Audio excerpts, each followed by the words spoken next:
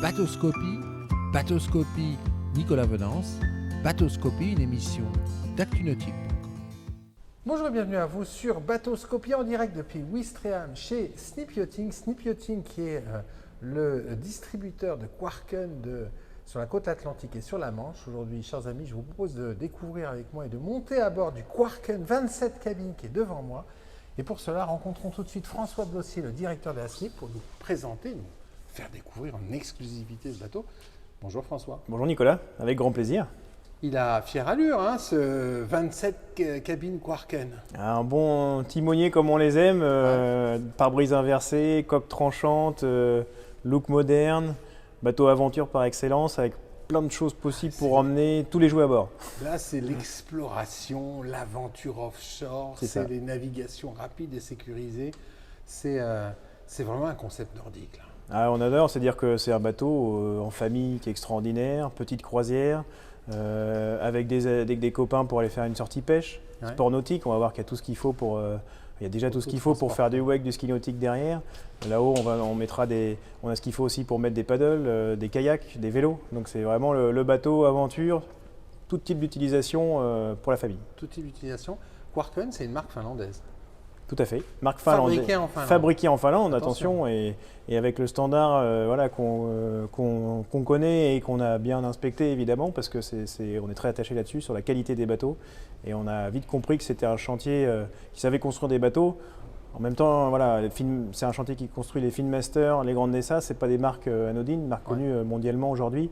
Donc ce n'est pas sorti de nulle part. Par contre, là, on a un nouveau concept, en tout cas pour ce chantier-là, qui est très intéressant. Magnifique. Alors, la première chose qui est impressionnante sur ce bateau, c'est la carène et la coque et le style.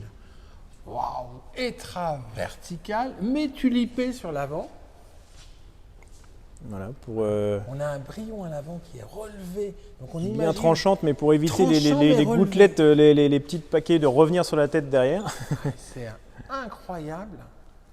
Et alors les steps. Et pas n'importe quel step. Alors rappelez à nos viewers à quoi servent ces deux steps qui sont positionnés à peu près au milieu de la carène. Ces deux steps permettent, là on voit ici, d'avoir des entrées d'air ici sur les côtés pour créer un petit coussin d'air dessous pour faciliter le déjaugeage, mais aussi la glisse sur l'eau pour limiter le frottement de l'eau sur la carène. Donc qui dit limitation de frottement dit meilleure performance, il dit aussi meilleure consommation surtout. Waouh, magnifique. Les détails de finition qui sont très beaux comme ces listons très, très robustes. Et puis ces pièces d'accastillage qui sont assez rares aujourd'hui. Coûtent un bras quelque part et qui sont vraiment très belles. Ah oui, comme toujours. Après, là, c'est un bateau construit pas au détriment de la qualité et des choses qui tiennent dans le temps. C'est ce qui nous a plu et ce qu'on malheureusement ne retrouve pas partout aujourd'hui. Donc, sans pour autant avoir un bateau qui s'envole en prix et qui serait vraiment élitiste. Oui, là, on a quand même quelque chose qui est dans le cœur du marché, dans un budget de bateau de 8-9 mètres, mais avec des éléments de qualité derrière, quelque chose qui va rester robuste et qu'on va garder et qu'on va apprécier de garder parce qu'il va se tenir dans le temps. Alors un bateau bien construit, un bateau très sécurisant et pour un programme familial, on va monter à bord. Et moi, la première chose qui m'a étonné, c'est le fait que ces bateaux soient motorisés en usine, directement en usine. Oui, c'est quelque chose qu'on trouve beaucoup sur les chantiers aujourd'hui, mais ce qui est bien aussi, c'est-à-dire que c'est de la première monte, contrat d'exclusivité entre Quarken et Yamaha. Donc vous verrez aujourd'hui que des Quarken avec du Yamaha, montée d'usine. Donc effectivement, nous, on les vérifiera et on fait toutes les mises en route ici, on a tous les outils pour, mais il faut savoir que c'est monté par les agents de chez Yamaha à l'usine. À l'usine. On va monter à bord et on va se rendre compte du sentiment de sécurité que l'on a. C'est que les francs-bords sont hauts. On le verra sur le passe-avant bâbord. On le voit déjà ici en partie, on le voit plus on avance évidemment. Gros point, et nous voilà, on est très attachés à ça, c'est pour les enfants ou même pour les adultes. Toujours avoir quelque chose pour, si jamais on a une perte d'équilibre en mer, pour ne pas avoir un franc-bord au niveau des genoux qui là malheureusement au niveau des genoux on bascule. C'est-à-dire parce que très souvent aujourd'hui dans le style on a des bateaux très modernes, mais en fait le style se fait au détriment de la fonctionnalité. Complètement. On veut des choses épurées, très design, etc. Là, on a quelque chose de design, mais à la fois, attention, c'était pas au détriment de la sécurité à bord. Alors certes, on n'a pas une cabine, on n'a pas sur des bateaux de 2,60 m de large, une cabine avec un pourtour complet, ce qui peut se défendre, mais qui est au détriment quand même de l'espace à l'intérieur, ou des passes avant qui sont pour le coup très petits, ou peu sécurisants. Là, il y a eu un parti pris qui a été pris, c'est-à-dire qu'on garde une cabine assez large, avec un très bon passe avant large et sécurisant, mais effectivement, on n'en a qu'un. Il n'y en a qu'un d'un côté, sur bâbord en l'occurrence ici, et on n'en a pas sur tribord. Mais voilà, on a quand même quelque chose de complet, intérieur, extérieur. Alors, on va s'intéresser à cette banquette arrière qui recèle et qui accueille un rangement pour les pare-battages. Les Finlandais sont toujours adeptes des petites idées, des petites choses. Chaque chose a sa place sur un bateau, que ce soit les pare-battages, les amarres, la vaisselle, les tables, on va le voir ensuite, les bains de soleil. Il y a des rangements pour chaque chose. Voilà. Ça, c'est vraiment bien vu. Et puis, on a un bateau sportif. On retrouve donc notre matelot ici pour pouvoir faire tous les sports nautiques derrière. Donc ça, pour le plus grand plaisir de toute la famille. Aussi également pour mettre des éléments pour la pêche ou pour autre chose, pour la plongée. Enfin, on a quelque chose qui est assez modulaire. On peut tout imaginer là-dessus sur ces gros supports. Grand coffre. Voilà, on a des coffres ici sous nos pieds, sur les passes avant. Passes avant. Avant de découvrir la cabine à timonerie, on va aller vers la pointe avant, parce qu'effectivement, le choix du constructeur a été de mettre une banquette à l'arrière, et donc on n'a pas de cockpit, puisque tout le volume utile est affecté à la cabine. Mais en revanche, on a les fonctionnalités d'un cockpit à l'avant du bateau. Démonstration. Parce que derrière ce magnifique bain de soleil, on a en fait une table. Pour retirer le coussin comme ceci. Et vous avez une table qui se retire aisément. Hop. Et en fait, le pied de table est juste rangé devant dans la baille à mouillage. Juste ici. Avec le petit rangement qui va bien. Voilà. Le système, on le connaît bien sur nos targas, on a le même. Hop.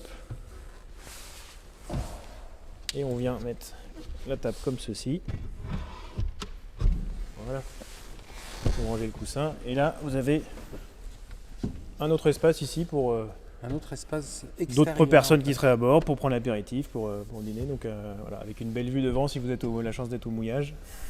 C'est clair. Alors il y a une chose qui est incroyable, c'est le niveau de finition avec ces essuie-glaces à pantographe par exemple. C'est pas toujours le cas sur les bateaux. Voilà, verre trempé, là ici on est sur des pare-brises verre trempé, pare-brise pantographe. Sur la version timonerie, c'est du vrai verre. Tout à fait.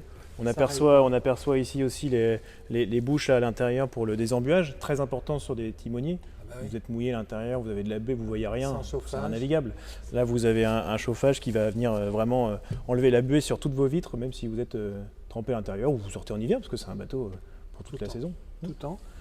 Petit détail de finition, les taquets, l'anneau latéral, en fait, tout est tenu avec des plaques de contre-boulonnage qui sont de l'autre côté du pont.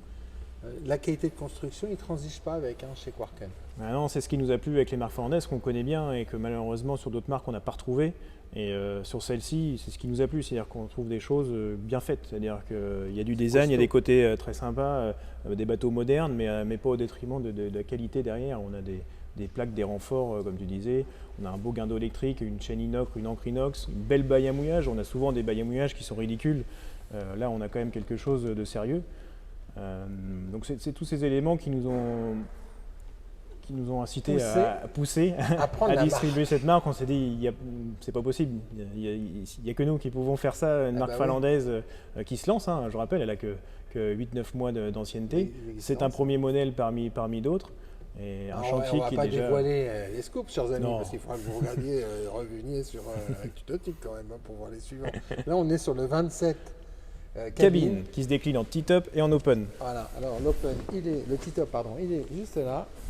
Là maintenant on va découvrir la cabine de ce Quarken 27. Je vais prendre un peu de recul pour que vous en admiriez l'accès arrière.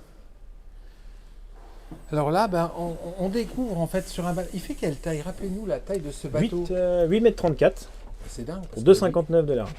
Une énorme habitabilité pour un petit bateau quand même, 8,30 m, c'est pas non plus... On en retrouve différents cockpits, avant, arrière, un bel espace intérieur. Très clair. Là on voit cette cette banquette, pardon. Il y a d'ailleurs un grand coffre en dessous. Ouais. Cette banquette aussi, pareil, une modularité. Hop, vous voulez être semi-dedans, semi-derrière. Donc cette porte ici, vous la basculez complètement sur le côté. Et vous avez ici un petit support, vous voyez là dans l'angle, vous avez un petit support de table qui vient se mettre entre les deux. C'est-à-dire que vous pouvez manger ici avec 2 ou 3 personnes en face à face sur une table semi-extérieure. Sachant qu'on a aussi un taux qui vient en extension de la casquette.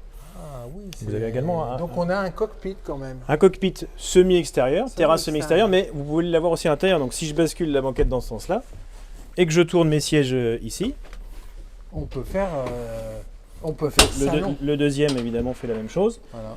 Le petit cale-pied, le pied de table que vous voyez là, la table qui est rangée juste dans le coffre ici dessous, voilà, qui est juste rangée là. Vous voyez, il y a chaque support. Vous avez ce pied qui est rangé ici, la table au fond. Excellent.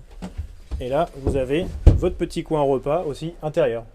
Extérieur, enfin semi-extérieur, intérieur et encore un autre à l'avant. Ça fait 3. Voilà.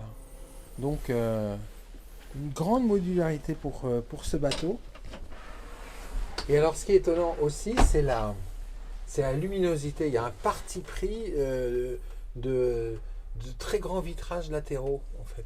Oui, ça c'est vrai que ça plaît beaucoup et à juste titre, c'est important d'avoir une belle vision devant, mais c'est quand même agréable quand on se retourne ou quoi d'avoir une vision panoramique. Là, on peut dire qu'on est clairement à 360, c'est-à-dire qu'on a pratiquement rien qui nous gêne quand on tourne la tête, surtout qu'avec un toit ouvrant aussi grand. C'est du XXL. C'est plutôt agréable. Alors les tableaux de bord, ceux qui ont découvert notre précédente émission sur le 27 T-Top ne seront pas surpris, c'est le même finition.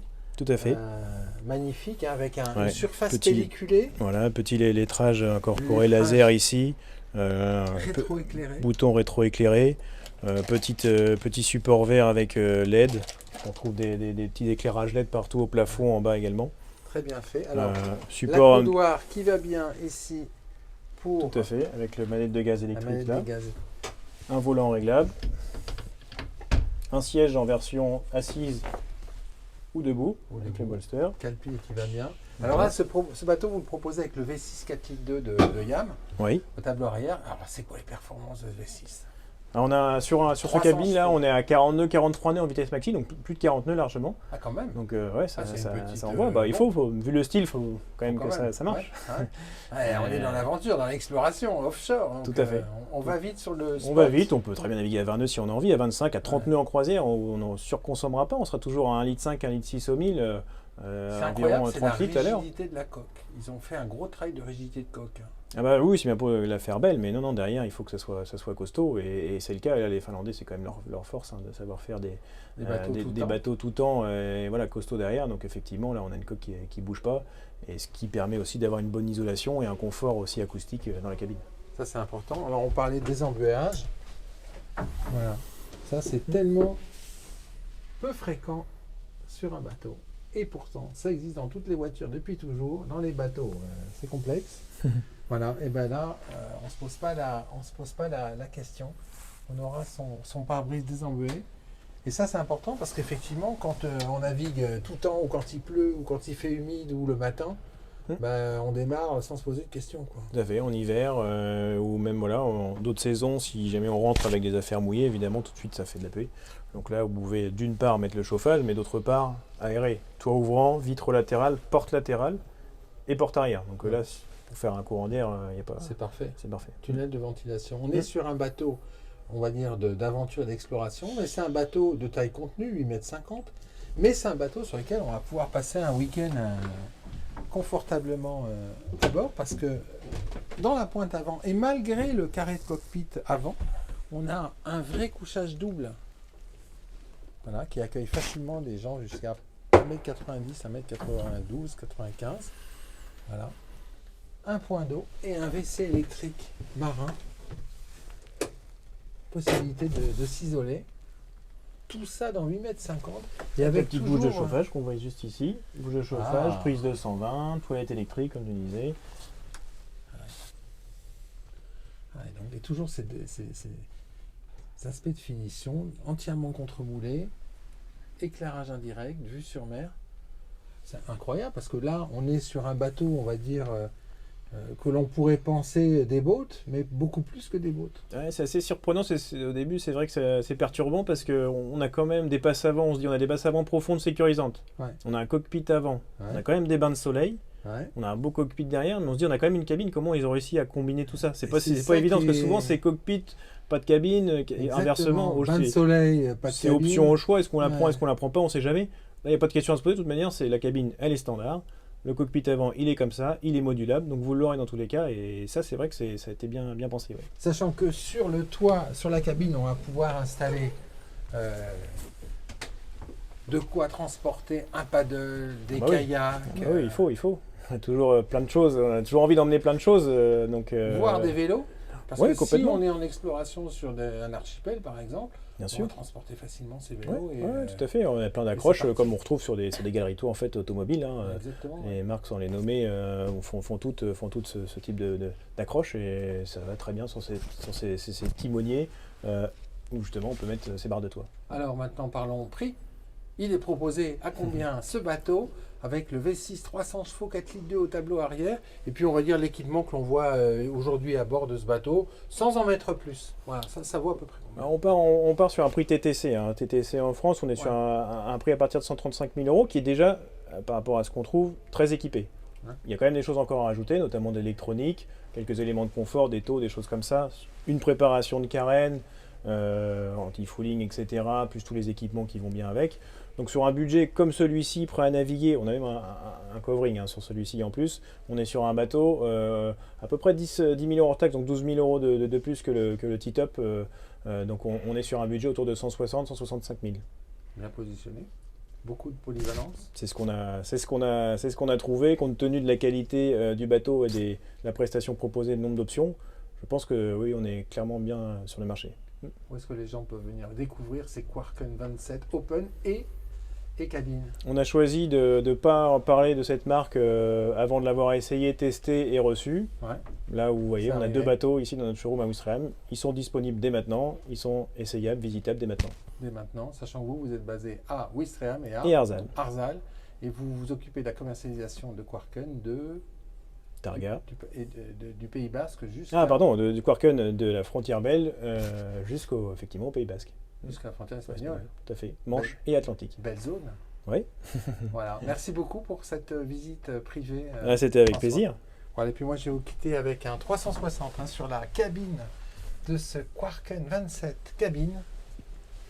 À très bientôt sur Bateauscopie.